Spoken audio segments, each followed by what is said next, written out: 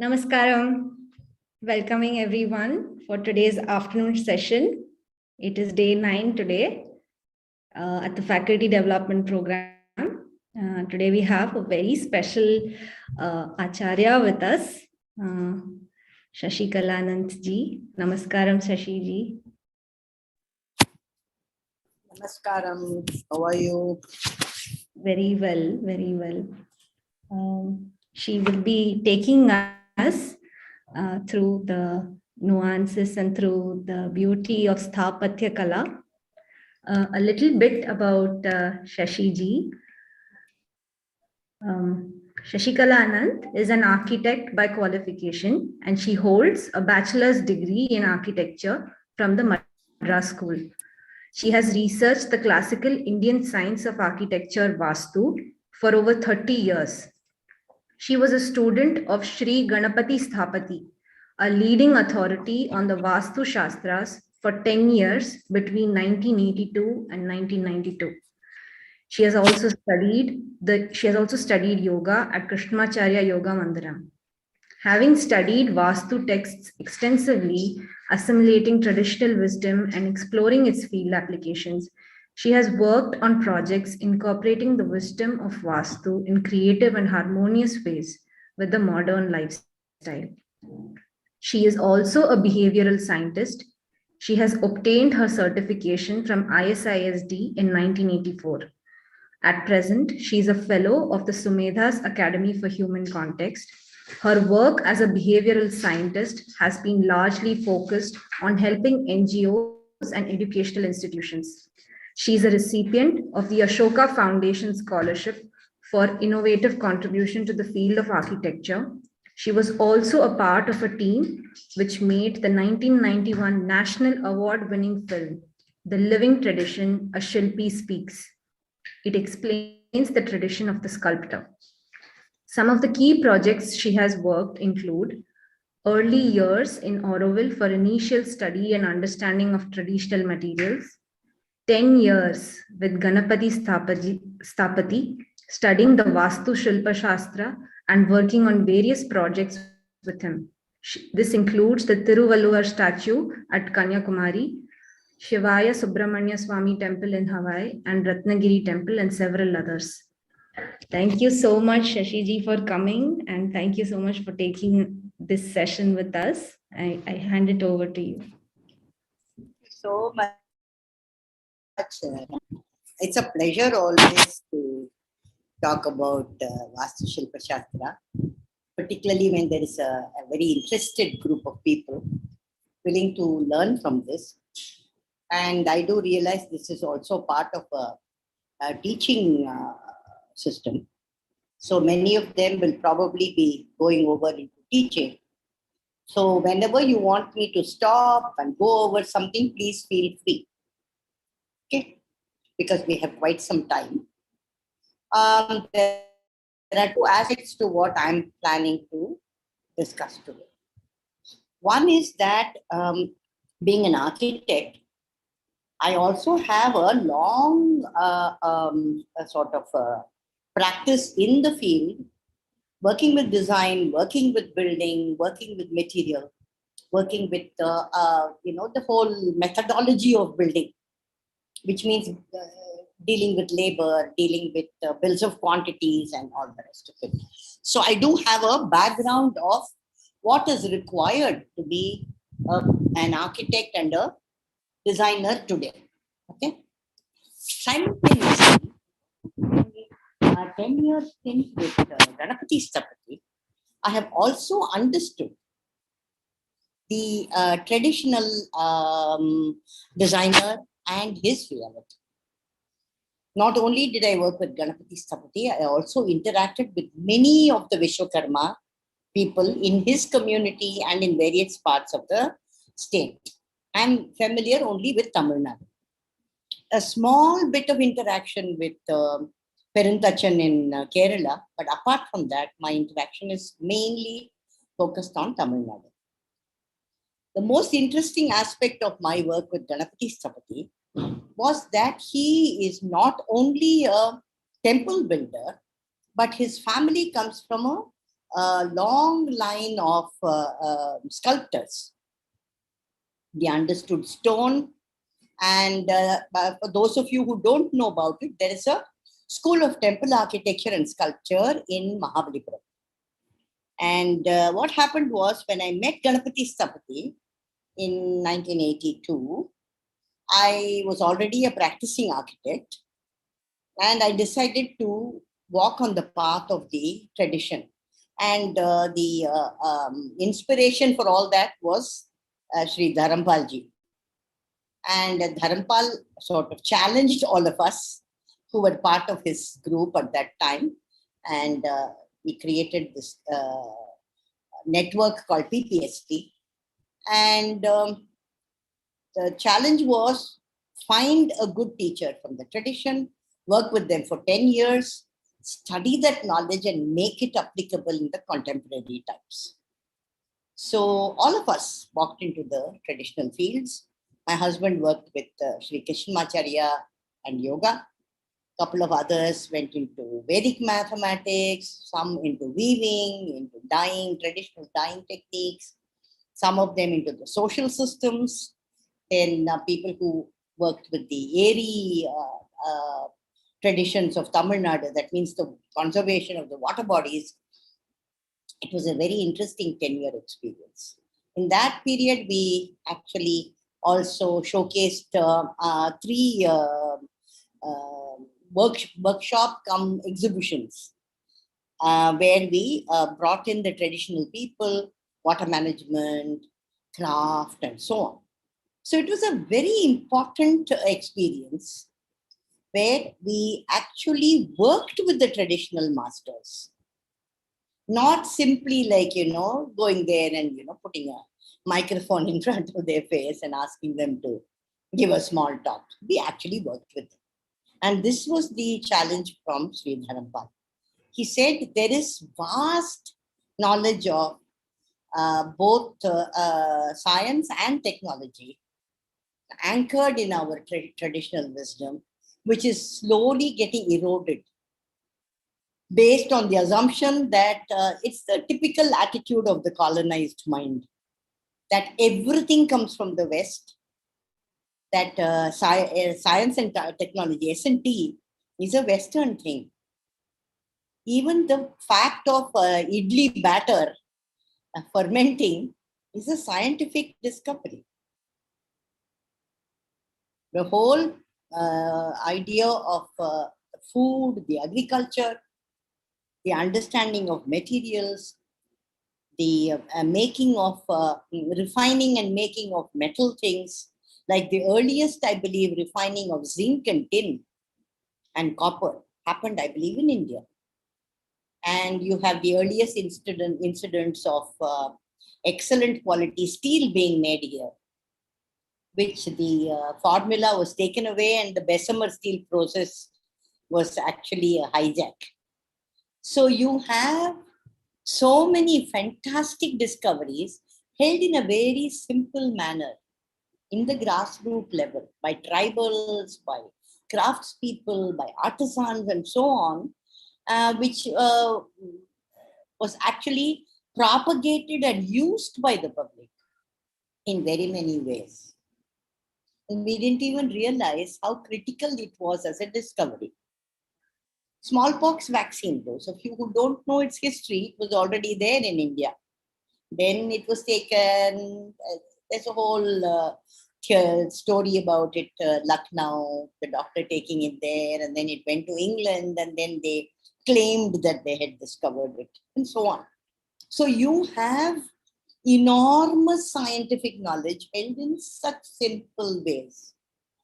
My teacher, Bhartiya Sthāpatya, used to talk about this wonderful incidents where the center of gravity of a material, the fulcrum of a material, and so on, was so casually held by the traditionalists. He used to say we would carry on big, thick ropes, the beams, which stone beams, which need to be erected on top of the temple. And I believe this elderly man would be running on it to hold the CG. And he was saying that with a small metal rod, we could move really large stones because we knew exactly where to place it, which was the fulcrum. So this kind of casual attitude has also cost us a big price, because very deep scientific knowledge has been ignored because it was held so casually. Music, sound, the oral system, so casually held.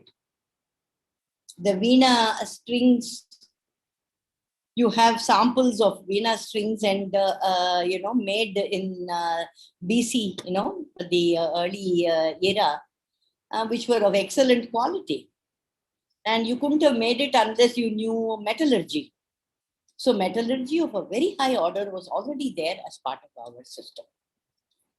So let me start this whole talk with the visuals. And I want all of you to look at two stalwarts in the Vishwakarma tradition, whom nobody even knows about anymore. They were the recent stalwarts. We are not talking about the Rajaraja Perumtachan who built the Brihadishwara temple. We are not talking that far back. We're talking about 100 years ago. Two people. So Namrata, can we have the slides? Yeah. So this person, Ganapati Sthapati's father, Vaidyanatha Sthapati, was a very, very important person in our lifetime.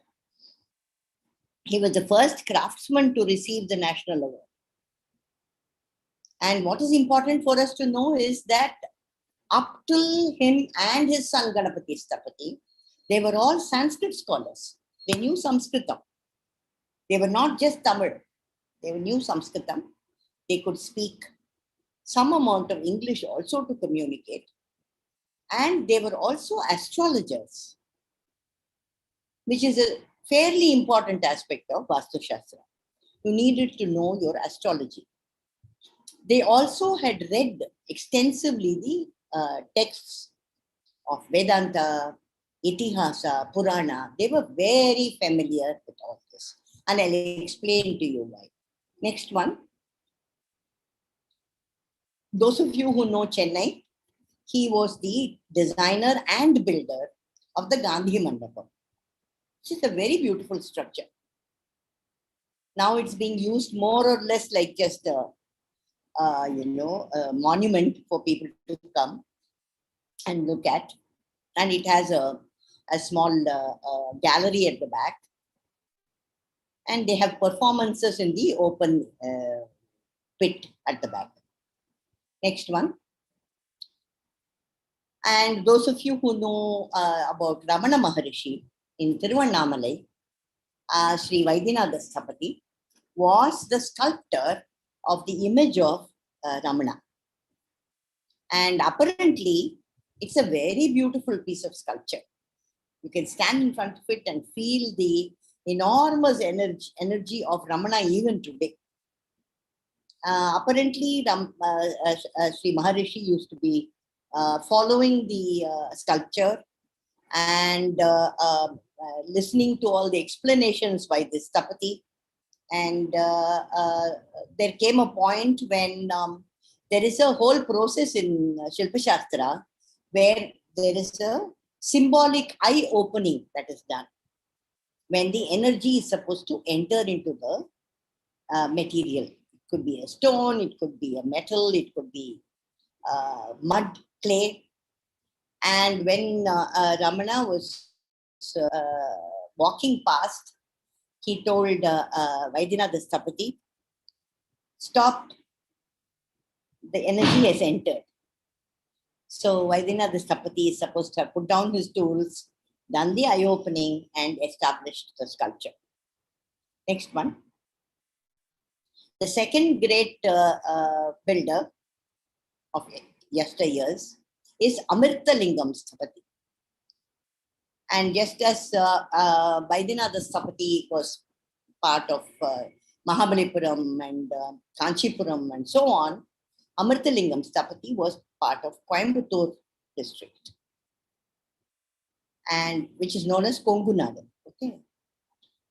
He was a great Sanskritam scholar and an astrologer, and he got what is known as the Shilpa Kala Chudamani. Next one. This is a phenomenal piece of sculpture created by Amritalingam Sthapati. And when I say created, I mean he actually physically worked on it.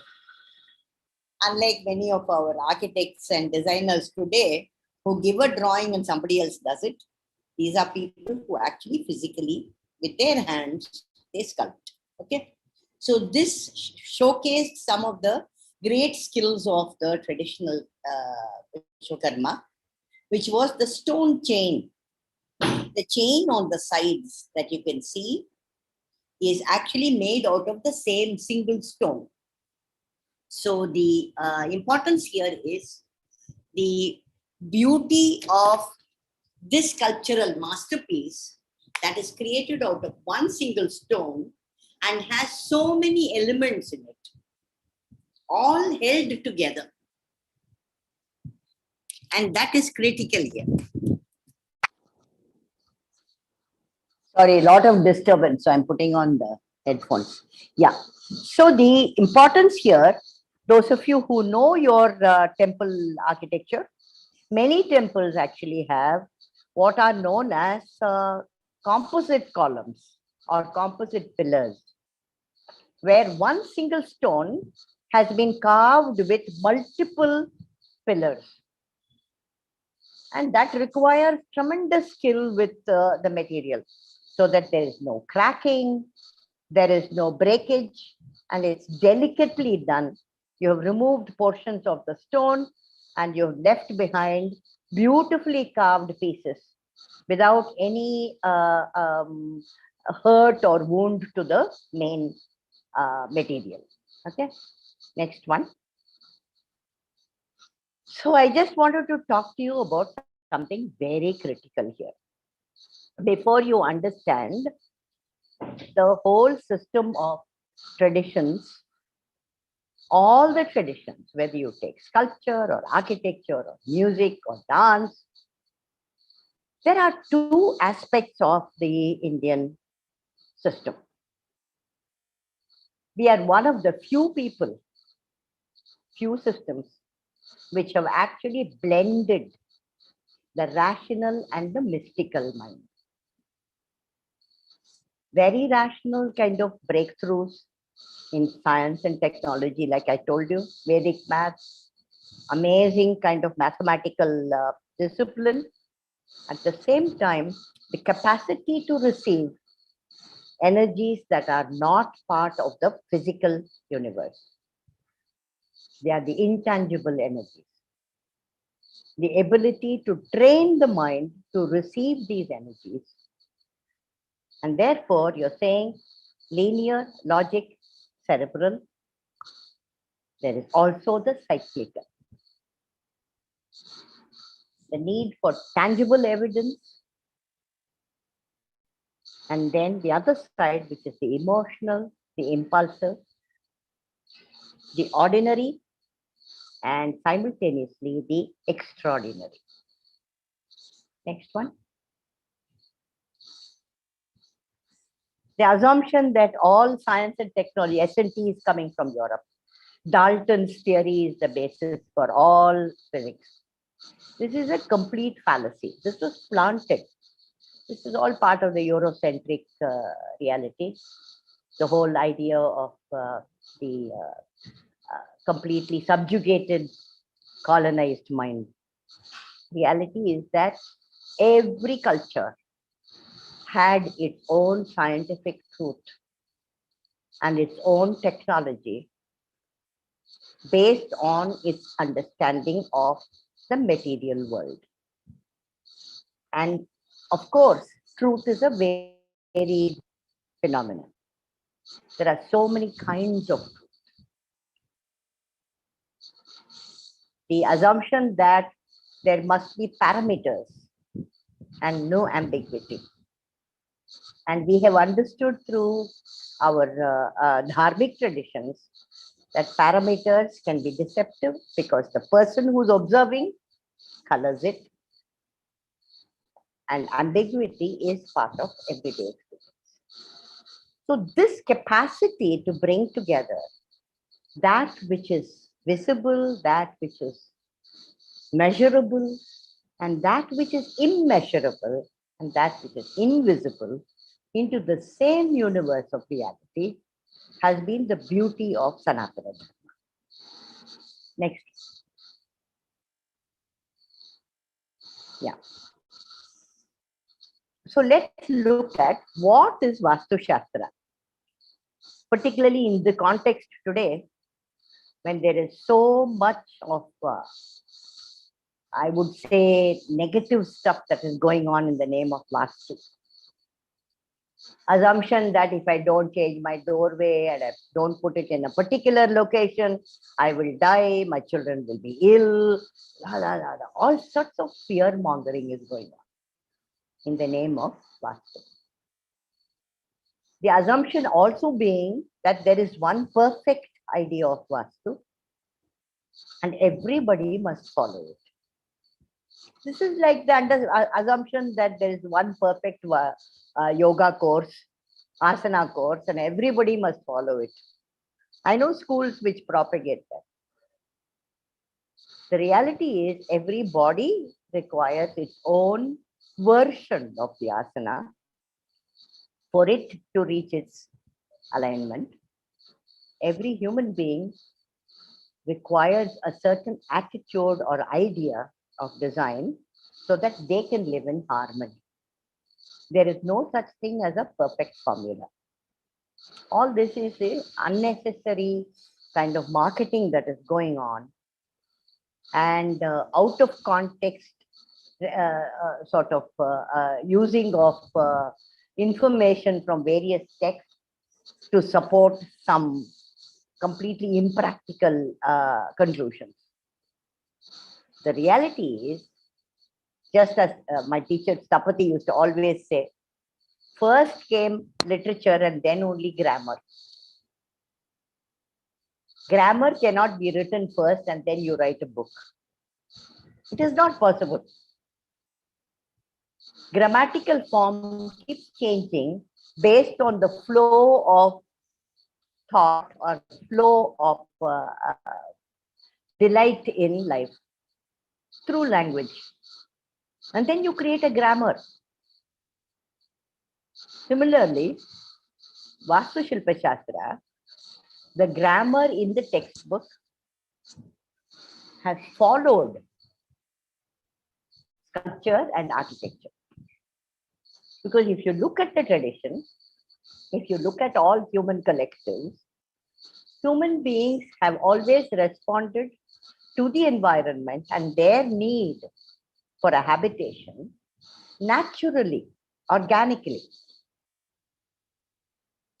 You don't need a textbook to tell you which side of the mountain you can build. No bird will build its nest where the wind is blowing. It will only build on the leeward side. Similarly, communities, tribals, people from all over the world have responded to material, responded to the natural phenomena in a practical manner in relationship to what they saw. So on the westward side of a mountain, you built in a particular way. On the eastward slope of the mountain, you built in a particular way. So there's no point telling people if you have a land sloping towards the west, something terrible will happen to you. Obviously, everything has a meaning and a rationale based on its context and the relationship of the people to the context. In the Mahabharata, there is a beautiful sequence where they are burning the forests, and out of the forest comes out Maya, who is supposed to be the architect of the Danavas. And he tells Arjuna and Yudhishthira, listen, I'm an architect. I'm a fantastic designer. I can create this beautiful city for you in this completely barren land, Indraprastha. Because there are three important aspects of Vastu Shastra that I am a master of. And what are these three aspects? Bhogadyam, Sukhadarshanam, and Ramya. Bhogadyam means utility, form, function. Sukhadarshanam means aesthetics, not just visual aesthetics, but all aesthetics. Ramya means inner delight. So there is a way in which you can balance form, space, texture, color, which will bring about all three, Bhogadyam, Sukhadarshanam, and Ramya. And also, the very important thing, which people don't even seem to remember or realize, to create a Brihadishwara temple or carve out an Ellora temple in 100-foot rock outcrop requires enormous team efficiency. This ability to work with teams, to create beauty, to design in such a way that it will live beyond its time. All this requires a certain discipline. Okay, next one. Then we come to the most misunderstood of all, the Vastu Purusha Mandala. Most people assume that the Vastu Purusha Mandala is a man lying down. They don't even realize that the Vastu Purusha is a name given to the energy in the earth. And to recollect that it is an energy, it has been placed within a physical form. The word Purusha means energy that is much higher than what human beings can hold. So the story about Vastu Purusha is that there was a huge yaga happening in Indraloka, and out of this yaga came this amazing power, which is the Vastu Purusha, who is supposed to have assisted them in their everyday life. But over time, he became a monstrous energy. Deva, who has become an asura. He has the capacity to be both. So the Devas get very upset. They're saying, oh my God, this fellow is becoming too powerful. He's destroying everything when he was supposed to assist us. So Brahma says, don't worry. Let's pin him down onto the earth and sit on his back. The story goes on that Vastu Purusha was pushed down onto the earth and the 45 devatas stood on his back. Sat, stood, whatever, located themselves on his back. What does this mean? It's not as though endlessly the devatas are standing on the back of some creature. It means that the earth is filled with energy. It can be both divine and asuric. It is very important to hold it under control so that it can remain divine and not go out of control. So it is said that so many times in the year, certain seasons which will be noted down in the Panchanga, Vastu Purusha awakens. And when he awakens, the devatas turn him around so that he faces up. Up till then, he's facing down and he's asleep. He faces up and he's supposed to awaken. And when he awakens, it is perfectly valid to be able to either plant on the earth or to build on the earth. Okay. Those of you who know about biodynamic farming, the seasons when the earth is awakened, when seeding can be done, is the same thing. It is the same moment. Okay. Next one. We'll do a little bit of discussion on the Parampara Siksha. There must be other groups of people talking about other paramparas, like music and dance. Let us talk about the Parampara Siksha in the Vishwakarma community. Okay. Here, mostly, not mostly, always, it is the power or the skill was carried down from the male tradition. It's not a mixed tradition. Only boys were taught. There is no mention of a female Sthapati or a female Shilpi. Right? I was probably the first female to study it. But now there are many girls, many women studying it. So there was a way in which the male child was trained to be able to carry out this traditional techniques, right? 5-6-year-old boys were taken up by either the father or the uncle. That boy will work in the yard with the adult men. He will probably sharpen the tools, run around with the errands, watch while they are drawing or sketching, make comments when they give him some lessons. So the whole day was spent on the yard. Then apparently in the evening, working with a hurricane lantern, the adult, it could be a father, it could be an older brother, it could be an uncle, because they were invariably joint families living in a community. The elders will talk about the text. They will read from the texts which are in the family.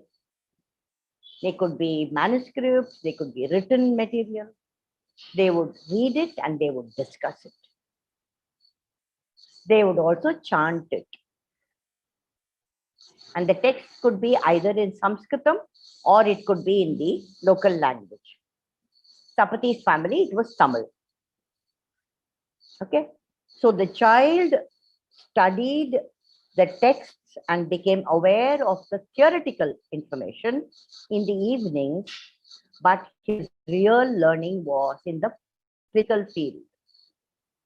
Sensitizing the faculties, using the hands, learning to touch and feel the material,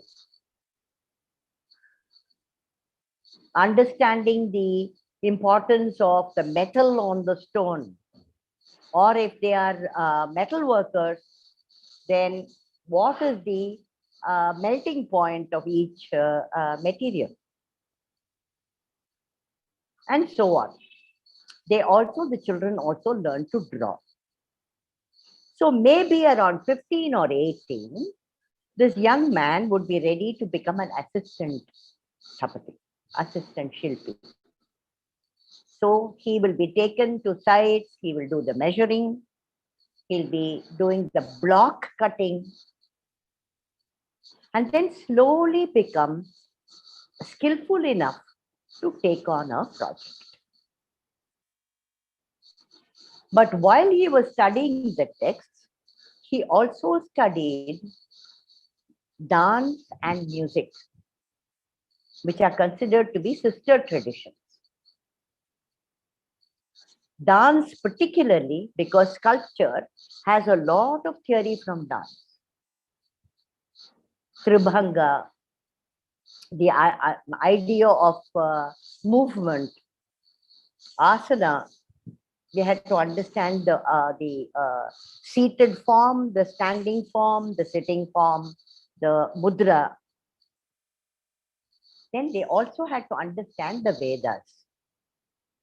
Vedas were actually studied in the Shilpa families. They had to understand about yoga sadhana. They learned to draw, to paint, and to construct buildings. Okay, next. So there is something called tada in sculpture also, sculpture and architecture. It's the same meaning as tada in music. It means rhythm. But we are not talking oral rhythm, we are talking visual rhythm. Every sculptural form is a multiple of the length of the face. The face length is known as a tada. Okay, next. So I won't go through all the tada measurements. I'm just picking up one. I'm just picking up one, which is Dasha Tala. Dasha Tala is the rhythm of the divine beings. 1 second, no?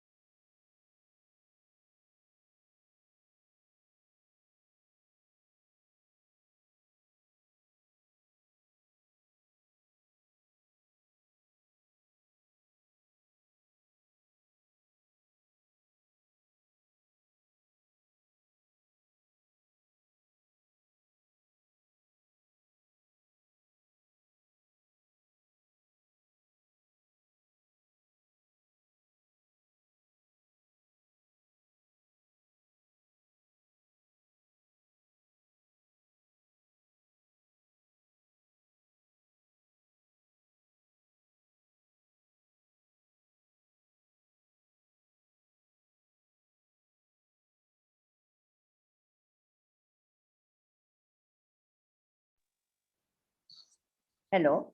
Sorry, I got muted. Yeah. The Dashatala is the measurement that was used for all the divine energies. Brahma, Vishnu, Maheshwara, as well as Buddha and Mahavira. The elegant proportions of a Dashatala denotes the refined consciousness of the divine beings. Next one. Okay. Similar to the idea of the Tala in sculpture, there is something called Padavinyasa in architecture, which is the same as modular design that the West has been speaking about. We are talking about ancient times. The entire town was laid out in Pada, which means modules. Okay. And the modular layout locates all the devatas. I told you, remember, 45 devatas? All of them are located in this manner. Around the center, the outer periphery, then the inner, and then finally the core center. Okay. Each of them has an energetic meaning. The outermost, which is known as the Paishacha Padam, is considered to be the most suitable for human beings. As you go inward, it becomes very potent, and the central point, the Bindu, is known as Brahma. Brahma Bindu. Okay. And that is considered to be the most potent. Invariably, in a home, in a settlement, the central point should not be built upon. Traditionally, they kept it open as a courtyard. In towns and cities, it was made into a Maidan. If you can't have a courtyard and it's cold climate, at least don't have a wall or a pillar in the center, because it is very potent. And when you place something heavy in the middle, the central point, Brahma Sthana, or it is also called Brahma Bindu, if you place something heavy there, it will have a tendency to oppress the energy and not allow it to flower. Next one.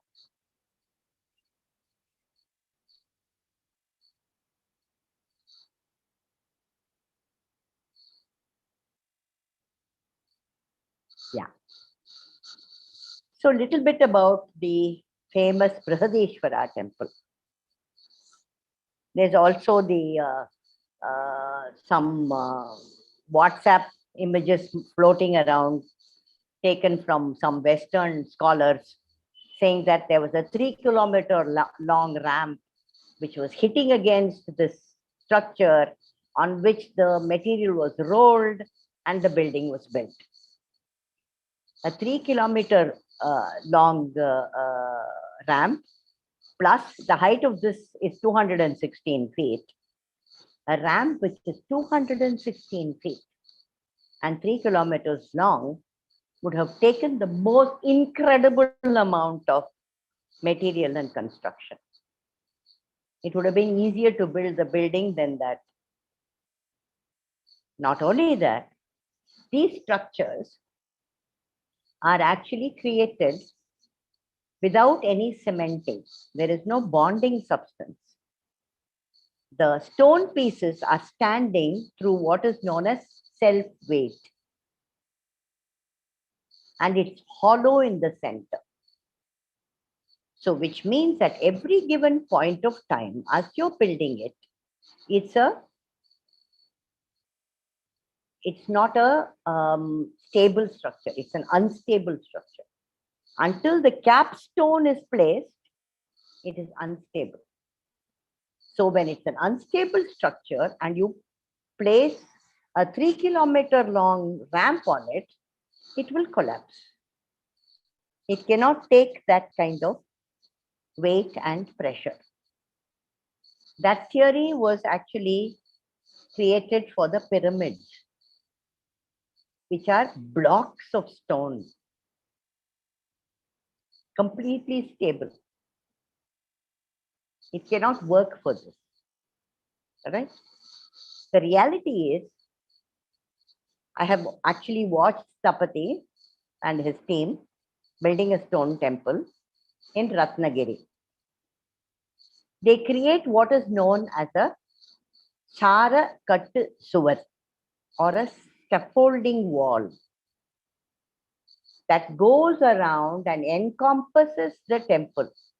So 3 times the size of the base of the Brihadishwara temple will be the size of the scaffolding wall. And that wall will go up with the temple. And it will also taper exactly in the same shape. And it's made of mud with some bricks, what is today known as adobe structure. This scaffolding wall, along with the center, which is hollow, and it is filled with sand, will create constantly a platform upon which the workers can sit and stand and carve and build. They also require a platform upon which they can work. Okay? And the scaffolding wall will also protect the beautiful sculptures.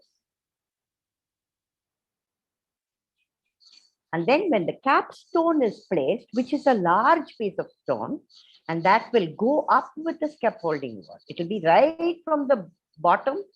Every time they're building one side, it will be moved to the other side, and it will go up all the way. And once the capstone has been placed, the scaffolding wall is broken. It will have a spiral staircase for the smaller pieces to be carried. The entire edifice will be broken. And I believe when this mud wall, Sarakattu Suvar, was broken, the entire team of the Vishwakarma would sing and dance and celebrate, because they would have never seen the entire structure. It was revealed. Okay, next one. A similar kind of thing. Again, lot of crazy WhatsApp images saying extraterrestrials came and built it. And definitely it is being pushed by Western agencies because they know they could never have done it. So which means if I can't do it and I'm a white European, nobody else can do it. So everybody else is more backward. Assumption being that how could these backward Indian societies do something so phenomenal? The reality is that the quality of that parampara siksha, which helped you to embody that knowledge and which also assisted in building a team efficiency, was capable of bringing out something that was much larger than the number of parts put together. There was a geometric explosion of creativity and capability. Even today, if 10 of us work together in synchronization with a common belief system, believe me, the output is more than 10 into 2. Which is why all the stories, if you look at, there will be some statement about Bhima, Arjuna, and so on, saying that they were capable of 10 men, capacity of 10 people's power. It is possible. You touch upon certain siddhis within you because of your training and your capacity to work together in synchronous groups. Okay, the next one. There are 5 communities in the Vishwakarma: Manu, Maya, Twashta, Shilpi, and Vishwajna.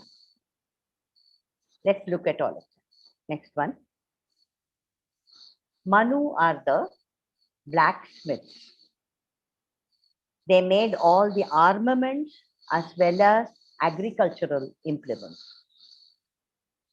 Mostly the material they worked with is iron, steel, sometimes brass.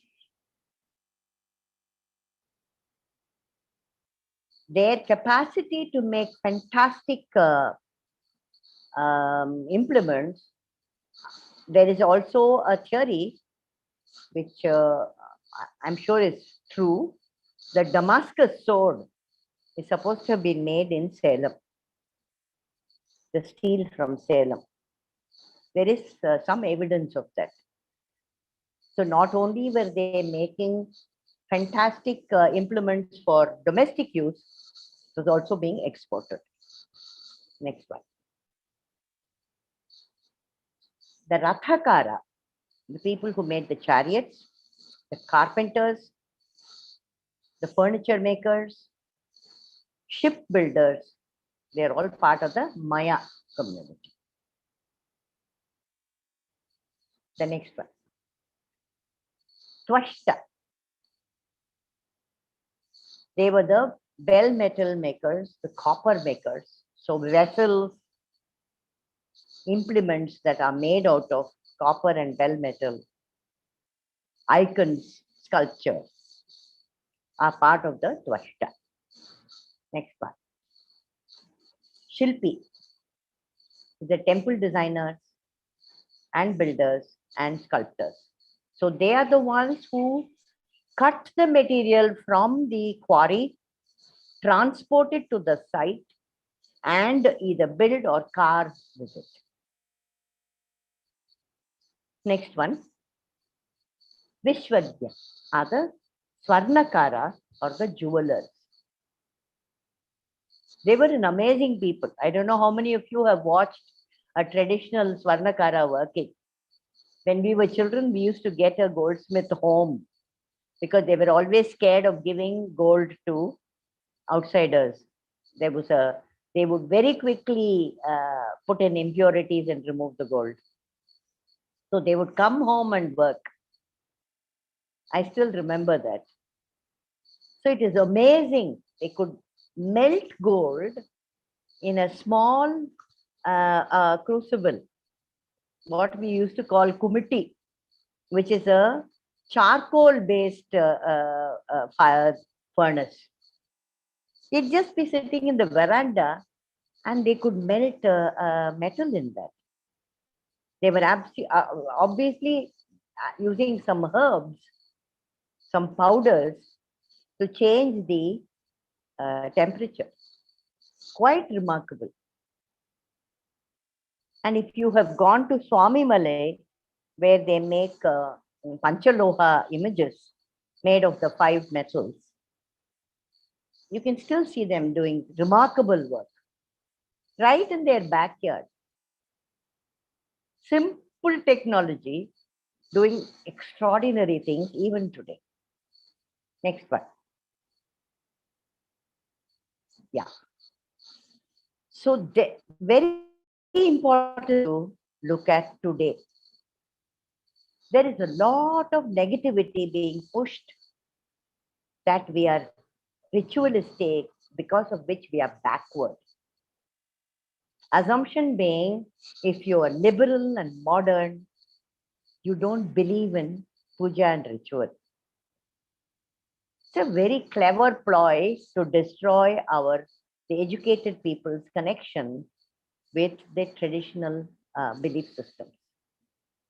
The reality is, puja is a very powerful tool to change the energy field of a space. Whether you're doing puja for the collective or for yourself, what happens is, through your sheer inner focus, inner sort of alignment, you open yourself out to energies that are beyond you, which cannot be seen. And when you keep doing this through what I call yantra, mantra, and tantra, there is a possibility to invest the space with certain powers and energies that can transform the space. You and I cannot do that. We don't have it within us. So we open ourselves out, we become conduits through which other energies can pass and shift the energy field of the physical space that we occupy. So constant meditative puja, meditative ritual in a space can shift and make that space very beautiful, very peaceful, capable of investing certain wellness and healing to the people who occupy that space. Next one. Then, of course, the whole concept of dosha that Ayurveda works with. In fact, the most important thing in the Ayurvedic system is not going to the Vaidya and getting prescriptions, but knowing what to eat on a daily basis. What is good for certain seasons? How do you balance the food? How do you prevent certain things not being taken at the same time? Viruddha foods. If you take them together, it will cause certain bodily reactions, imbalances that over time can lead to disease. So herbs were grown in the home. The most important being tulasi, which is why in a traditional home, you watered the tulasi and paid your mental sort of affection to the plant before you started your cooking. Few leaves were taken and put into the water so that you drank it. On a daily basis, drinking tulasi water has a remarkable impact on your general wellness. So Vastu Shastra also spoke to you about what plants to have where and what to bring into your home. What can be within the home, what should be outside the home. Okay, next one. The ordinary person, what do they do with their everyday life? How do they balance their activities, their understanding of nature, their habits, and their relationships? Everything had an aspect of divinity built into the lifestyle. Creating a kolam, rangoli, has its place. Not only does it focus your mind when you're doing it, because it takes time, the design, and you also know it's temporary. It's not something you can hold on to. It's already gone as you make it.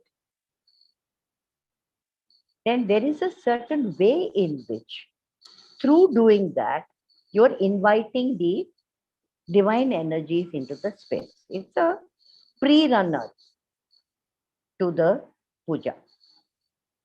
Then you have these terracotta horses, which are part of many South Indian villages.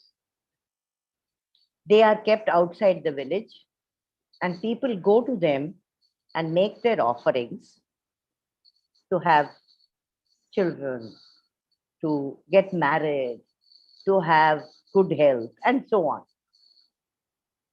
So there is an importance in the built environment that brings into your life the order of the environment, of the natural environment. So you're constantly interacting with plants and birds and trees and so on. And this relationship between the humans and the natural environment was very much part of Vastu Shilpa Shastra. So today, if you have somebody coming and telling you cut a tree, I think it's very wrong advice. The tree is older than you, probably older than your father. So to respect the tree and offer your prayers to the tree before you start building is very important. You don't just indiscriminately cut everything. Okay? All this is being given by people who don't have a real understanding of traditional wisdom. Okay? Is that the last slide, Namrata? Yes, that's the last one. Okay, perfect. So I've just given you a broad overview. If you want to ask questions, clarifications. Yes, I think there are a couple of questions. Yeah, Dr. Krishna, would you like to go ahead?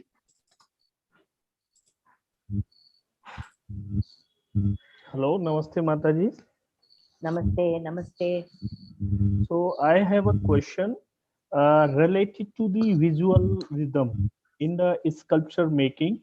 So, ma'am, as you described the Dastala, and that was a visual rhythm related to Shiva, Vishnu, Buddha, Jaina. So, can we use the same visual rhythm for any Devi sculpture also? Yes, yes, everything has a visual rhythm. I just gave you broadly the divine forms. See, if you're going to have Uttama Dashatala for the Vishnu image, then Lakshmi, Bhudevi and Sri Devi will also be in Uttama Dashatala, but the height will be up to the shoulder or the nostril of Vishnu. And then again divided into 10 parts. If it's a Sri Rama image and it's being done in Dashatala, then Lakshmana will probably be up till here and Sita will probably be up till here. But they will also be in the same Dashatala. One more question, ma'am. You mentioned about the Pad Vinyasa for foundation of a city according to the Vastu. So can we apply the same Pad Vinyasa for an individual house also? Yes, yes. It is entire. It is for the whole layout or for an individual building. If it's an individual building, you will have the same number of padas, and the outermost will be your walkways around the house. The second one will be your verandas or your outer rooms. And then the middle one will be your central hall, or if you're going to have a courtyard. It will be the same thing. See, these principles of Vastu Shastra are applied to the largest and to the smallest. It's the same principle. Yeah. Dhanyawad. Kayalviji? Ma'am, the session was really very interesting and it was enthusiastic also, and we could learn a lot. Then I just wanted to know about the dosha in Ayurveda, ma'am. Can you just brief out what is the significance of dosha in Ayurveda? See, they have this thing of talking about the various balances in Ayurveda. Okay. Where they say that if you have more fire in you, then pitta dosha, and each of the, see, there are these 5 elements, right? Yes, yes. Combination of the 5 elements creates a certain balance within each person. Yes. Okay, so there are certain, and the dosha will also not be fixed. Yes. You might have a tendency for more heat in your body. Yes. There are certain foods you're not supposed to be having all the time. Yes. But in winter, it will get reduced. Yes. In summer, it will get accentuated. Yes. Every day also, when you wake up in the morning, actually kapha is more. Okay. Midday, pitta will be more. Okay. And at night, the air will be more. Vayu will be more. So you have to actually sit down with your Vaidya and find out what is known as your Prakriti. Yes. They'll talk about your specific Prakriti and tell you what is recommended for you in particular seasons. Okay. Yes. Like, for example, I used to be Pitta Okay. Prakriti when I used to live in Chennai. Okay. But once I moved to the Nilgiris, my Pitta has become very low. Okay. So now I have to worry more about Kapha. Okay. Now that I have moved to a different climate. So it's not like English medicine, ma'am, like prescribing some tablets. No, So no. it is a personalized medication. Very personalized, and also you don't work with symptoms in Ayurveda. You work with the original disease and the original problem. If I have a headache is a symptom. Yes. So they will check out whether my sleeping patterns, they'll check the sleeping patterns. They will look at whether I have constipation or not. Okay. If I don't sleep properly, I can get a headache. Yes. If I have a tendency for constipation, I can get a headache. Yes. Okay. So they will not treat the headache. They will check out where it is sourced. Yes. Yes. So it's a much, much more holistic system. They will look at your diet Yes. and your sleep and waking patterns. Yes. Your energies in the morning and your energies at the night. All Yes. that will be. Yes. Thank you. Ajay ji, would you like to go ahead? Namaste, Mataji. Thank you very much for a wonderful session. It is in continuation with the Kalyaji madam that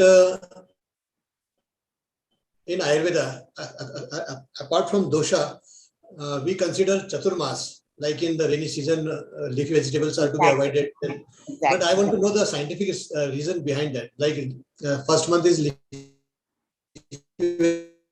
vegetables and milk, I think, and then curd and then urad dal. So what are the I am not an Ayurvedic person. I can't give you this detail. I only know that broadly there are certain patterns for food and personal habits that you need to look at for overall wellness. They commonly call it as Viruddhahar. Yeah. That's right. What you can't have with what. Yes. I broadly know some of these things, which is what I apply in my home cooking. There are certain things like curds you don't have at night. Yes. And every day you don't take curds. Maybe only once or twice a week. The rest of the time you take buttermilk, which is what we do at home. Things like that. Don't drink too much milk. Yes. When you're older. All that. There are certain personal habits with food and other exercise and everything, and moderation is a very important aspect of Ayurveda. Nothing should be done to the extreme. Yes. Everything must be in moderation. How much you eat, how much you fast, everything has to be in moderation. Okay? Yes. Thank you, ma'am. We have one question from Sheetal ji. She has written on the chat, what is the importance of the entrance of the house in Vastu? See, the entrance of a house, it's a good question. Lot of people have brought in very negative impacts on the southern entrance. Let me tell you about the southern entrance first before telling you about other things. Particularly the Andhra Vastu people, I'm sorry to say, have brought in this thing of if you have a southern entrance, you will die because it's facing Yama's direction. I wish you could kill people off that easily. I don't believe you'll die before your time. You'll only die when you're ready and when your destiny, says that you must die. The southern, every entrance, every direction has its own meaning. The eastern entrance is supposed to be for wellness. Sukham. Western entrance is for pushti. Northern entrance is for prosperity. southern entrance is for spiritual upliftment. Mokshadam, it doesn't say death. It's because Yama is not only the lord of death, he is also Dharmaraja. So when you face south, you're also facing the direction of Dharma. If you remember Kathopanishad, Nachiketas walks to the south because he wants to understand both life and death. And what does it mean to live a life of Dharma? Okay. So all directions have a certain meaning. Then the entrance, the side is also divided into 9 parts. And each of the modules has a meaning. So locating your entrance, there are 2 schools there. One which is a school which says divided into 8 parts. One school which says divided into 9 parts. So then you locate the entrance in one of these parts which is considered to be more auspicious. Okay. The name for the entrance is Pranavayu. Just like your mouth is considered to be the mouth and your nose, this area of the face is considered to be the entrance for the Pranavayu. The house also, the entrance is considered to be the location for the Pranavayu to come into the home. So it's very important. Which is why they used to do the sacred measure called the Ayadi Ganitam for the entrance door, so that it is suitable for the family that's living inside. It's based on the horoscope of the Yajaman, the man and the woman. So this is the Pranavayu, or the energy that comes into the home. We are not just talking about light and air. You're talking about all resources that are coming in. Okay? The learning that is coming in, all the food and the guests and the visitors, everything is considered to be prana. Okay? So how does it come in? How does it get digested? And how is the toxic waste removed from the home? Which is why they used to have this central line or axis with the entrance door and the rear door in the same line in the traditional houses, particularly in the hot climate. So the energy comes in, is distributed, and the waste is removed by the rear door, Apanavayu. Okay. So this relationship between the entry and the exit is very important.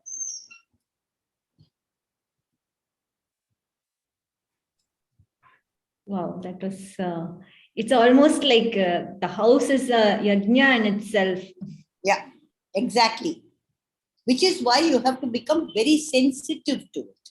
And not go into this thing of fear. I am very particular about it. When I talk to a client, I usually quieten their mind, particularly when they come to me in real fear, because they have downloaded all sorts of stuff on the net, which says, if you do this, this will happen to you, this will happen to you, and so on.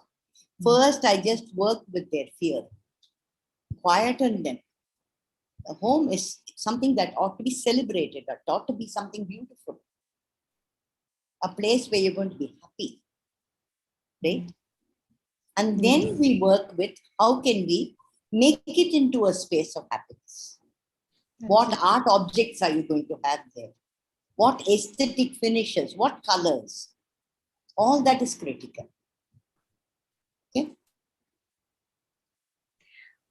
We have 2 more questions. Is it okay with how are you placed for time? Yeah, okay. Ashutosh ji, would you like to go ahead? Yes, madam. Thank you. Namaste, madam. Madam, would you please elaborate on the scientific basis of Vastu Dosh? Are there some energy dynamics responsible, or some mechanism of pranic? I mean, what kind of thing is involved in, I mean, Vastu Dosh?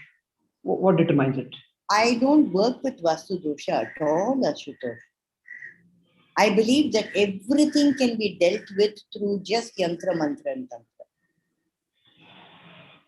Just as I don't believe that any human being, their destiny is completely messed up because of their chart. In Tamil, we have the statement, no? Vidiyai Madiyal Vellamudiyam. The nature of your destiny can be changed through the power of your mind. I don't believe this at all. That there are certain things that you cannot change. That it's a dosha and it will kill you or whatever it is. I don't believe it at all. I think these are ways in which people have been held captive in our society for a long time. Just sheer fear that this will happen to me. I think it can be changed.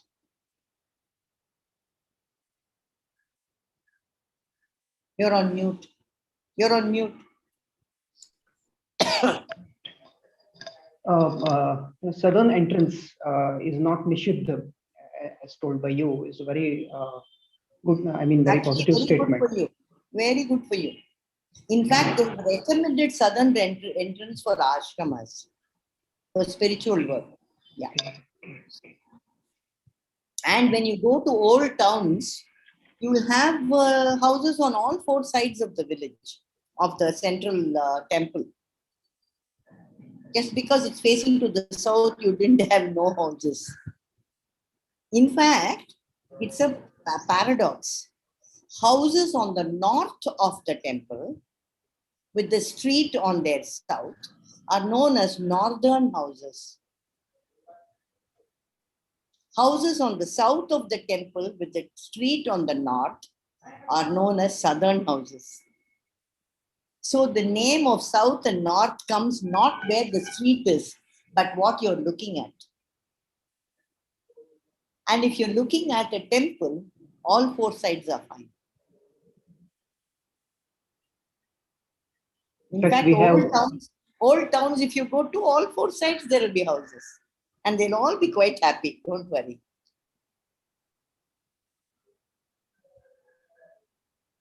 Thank you.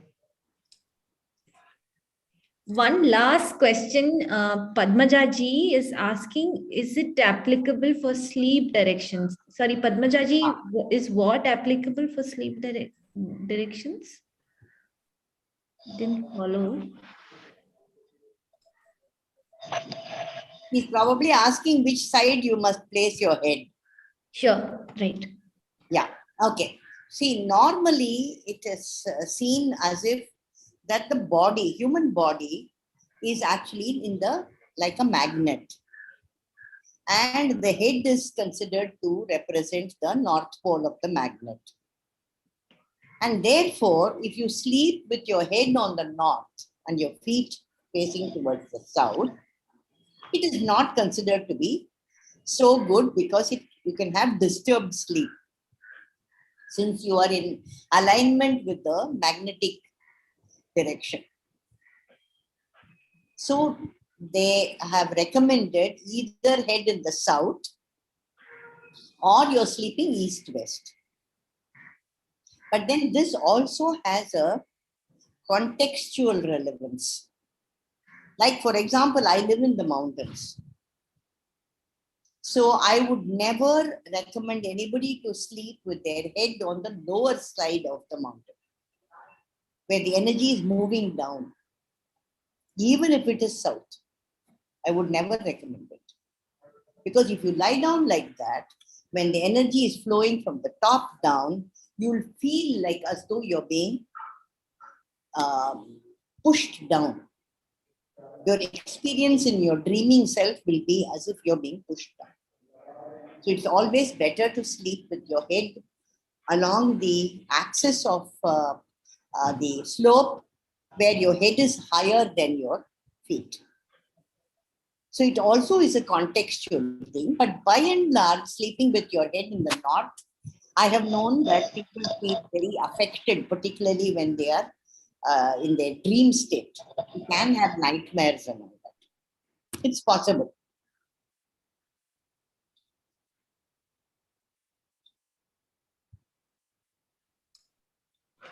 Okay. Thank you. Thank you so much. It was a really, really enriching session. I think we've had some really reflective conversations and questions, and I think it was a very enriching session. Thank you so much. Thank you so much. Thank you. Thank you.